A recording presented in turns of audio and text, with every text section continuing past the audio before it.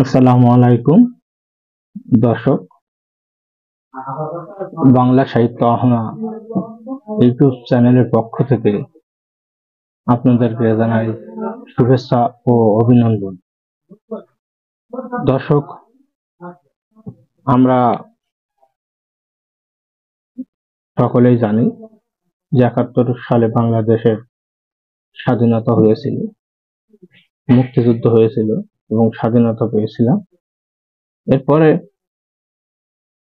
৯০ সালে আমরা একটি গণ অভ্যুত্থান করি। আমাদের সেই গণ অভ্যুত্থান থেকে স্বৈরাচারী শাসকের পতন হয় জেনারেল এরশাদের। পরবর্তীতে ২০২৪ সালে ছাত্র গণ অভ্যুত্থান, দ্বিতীয় গণ অভ্যুত্থান বাংলাদেশ জন্মের পরে। এই গণ অভ্যুত্থানে ঘটিয়েছে আমাদের দেশের ছাত্রছাত্রীরা। তাদের এই অভ্যুত্থান এখন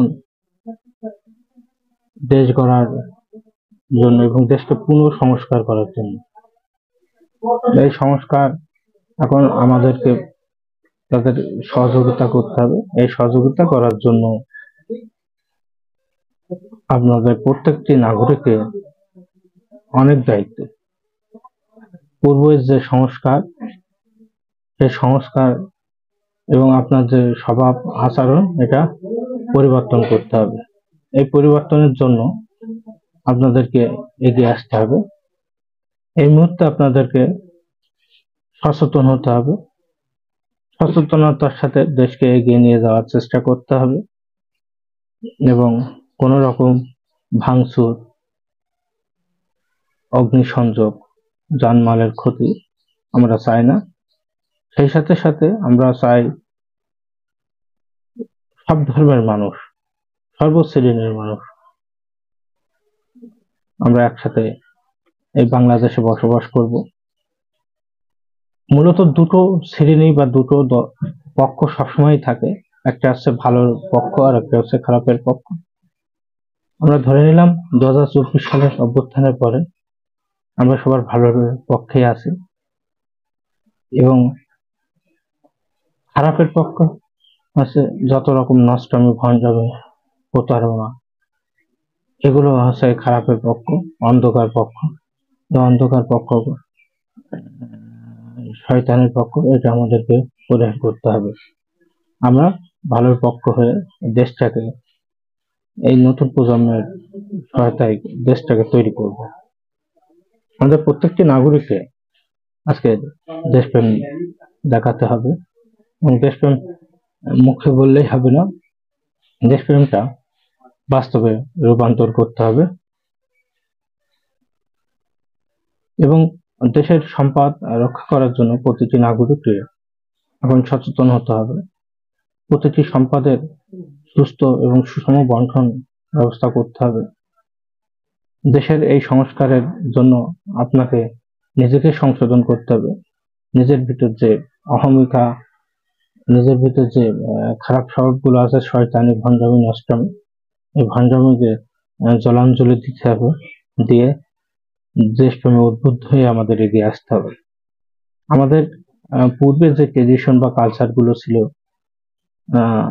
আমরা নিজেরাই ঘুষ দিতে যেতাম, আমরা নিজেরাই বিভিন্ন অপকর্ম করে নেতার কাছে বাঁচার জন্য আশ্রয় প্রার্থনা করতাম।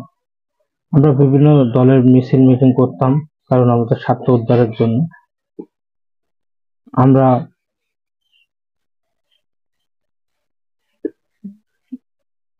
নেতার কাছে ভালো থাকার জন্য সাধারণ মানুষের উপর অত্যাচার করতাম বা বিরোধী দলের উপর অত্যাচার করতাম।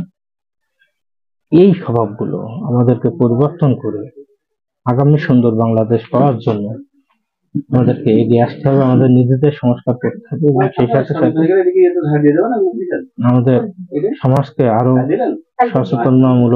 সচেতন হতে হবে, দেশপ্রেম জাগ্রত করতে হবে এবং প্রতিটি মানুষকে একটু বইমুখী হতে হবে। আপনি যে ধর্মীয় গ্রন্থই পড়েন, কিন্তু আপনাকে বই পড়তে হবে, ধর্মীয় গ্রন্থ পড়েন এবং সেগুলো মর্ম উপলব্ধি করতে হবে।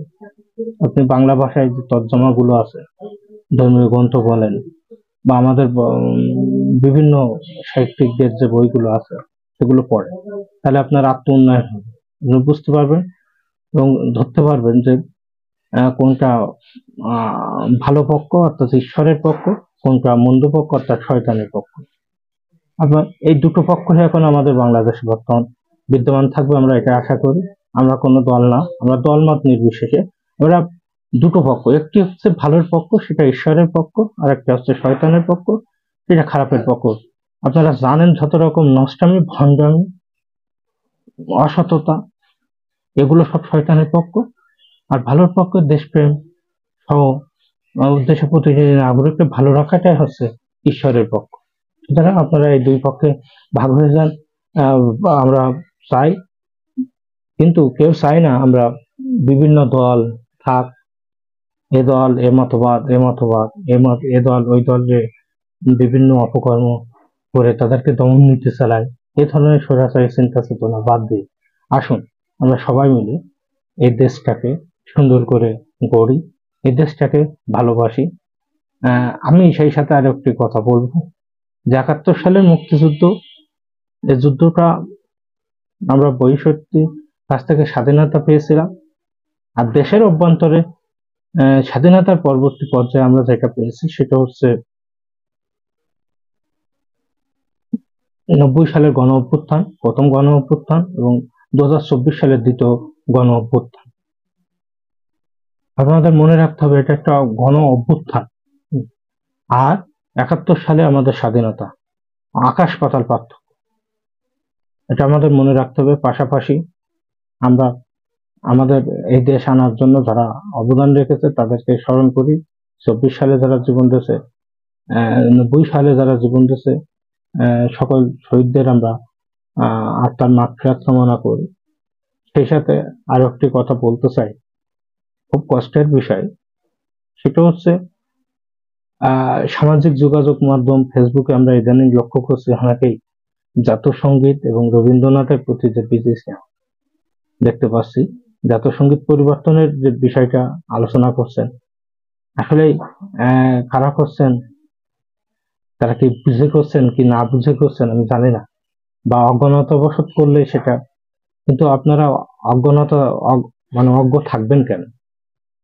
বাংলাদেশের জাতীয় সঙ্গীত আমাদের প্রাণের সুর, প্রাণের বন্ধন, এটা আমরা কোনো রকম হারাতে চাই না। আমরা রবীন্দ্রনাথের এই সাহিত্য সম্ভার অর্থাৎ বিশ্ব দরবারে যখন বাংলাদেশ নামক কোনো অস্তিত্ব ছিল না, বা বাংলা কথাটি বিশ্ববাসী জানতো না, তখন তিনি ১৯১৩ সালে নোবেল পুরস্কার পান, এবং বাংলা সাহিত্যের উপরে। অর্থাৎ তখন তো দেশ ছিল না, তখন তো ভারতীয় উপমহাদেশ ব্রিটিশ কলোনি ছিল। এই ভারতীয় উপমহাদেশের অনেকগুলো ভাষা ছিল, এখনো ইন্ডিয়াতে অনেক প্রদেশ এবং অনেক ভাষা এখন ভাগ হয়েছে, কিন্তু তখনও আমাদের একটি প্রদেশ, প্রদেশ বলতে আমাদের একটি ভাষা ছিল। যেমন ইন্ডিয়াতে এখন অনেক ভাষা, সেই ভাষাগুলোর মধ্যে বাংলাও একটি ভাষা। তথাকথিত সেই ভাষাগুলোর মধ্য থেকে বাংলা ভাষায় সাহিত্য চর্চা করে যিনি নোবেল পুরস্কার পেলেন, ভারতীয় উপমহাদেশ। আমরা কিন্তু তখন ভারতীয় উপমহাদেশ ছিলাম, এবং ওই উপমহাদেশে বাংলা ভাষায় একটি ভাষা ছিল, একটা ভাষা, সেই ভাষাটাকে তিনি বিশ্বের দরবারে পরিচিত করেছেন। আমরা এখনো পরিচিত যে বাংলা ভাষায় একজন সাহিত্যিক নোবেল পুরস্কার পেয়েছিল, বা তারপরে কিন্তু বাংলা ভাষার কোনো সাহিত্যিক এখনো পর্যন্ত নোবেল পুরস্কার পায়নি। সুতরাং এই বিরল সম্মান, এই কৃতিত্বের জন্য আমরা অবশ্যই কৃতজ্ঞ। কিন্তু ইদানিং এই কিছু মানুষের দুর্দর্শিতা প্লাস তাদের ইতিহাস আজকে উপেক্ষা করে চলার যে প্রবণতা, এই প্রবণতা আমাদেরকে ভয়ঙ্কর পরিণতির দিকে হয়তো নিয়ে যাবে। কিন্তু আমাদের তরুণ সমাজ, আমাদের ছাত্র সমাজ, যারা আগামী দিনের দেশ সংস্কার করবে, তারা অবশ্যই এগুলো পরিহার করবে বলে আমরা পরিহার করে সুন্দর একটি রাষ্ট্র আমাদের উপহার দেবে। আমরা এই রাষ্ট্র মেরামত করার জন্য আসুন আমরা সকলে হাতে হাত ধরি, সকলে এগিয়ে যাই, বাংলাদেশকে গড়ি। সুন্দর একটি বাংলাদেশ আমরা নিজেরা গড়ার চেষ্টা করি এবং এই বাংলাদেশ গড়ার আমরা অগ্রগামী